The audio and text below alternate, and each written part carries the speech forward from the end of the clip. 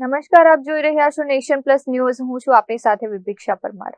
સુપ્રસિદ્ધ કથાકાર પૂજ્ય મોરારી બાપુ પોતાના અનોખા અંદાજ અને સાદગી માટે જાણીતા છે, ત્યારે તાજેતરમાં તેઓનો એક અનોખો અંદાજ સામે આવ્યો છે.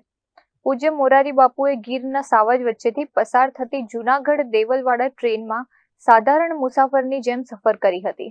પ્રખ્યાત રામ કથાકાર પૂજ્ય મોરારી બાપુએ જૂનાગઢ દેવલવાડા ચાલતી ટ્રેનમાં સફર કરી સૌ કોઈને આશ્ચર્યચકિત કરી દીધા હતા.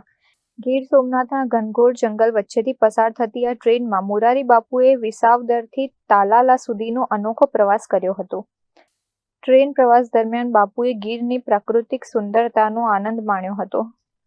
ટ્રેનમાં મુસાફરી કરી રહેલા સામાન્ય નાગરિકો અને હરિભક્તોએ જ્યારે મોરારી બાપુને પોતાની સાથે ટ્રેનમાં જોયા ત્યારે સૌ કોઈ આશ્ચર્ય સાથે ભાવ વિભોર બની ગયા હતા.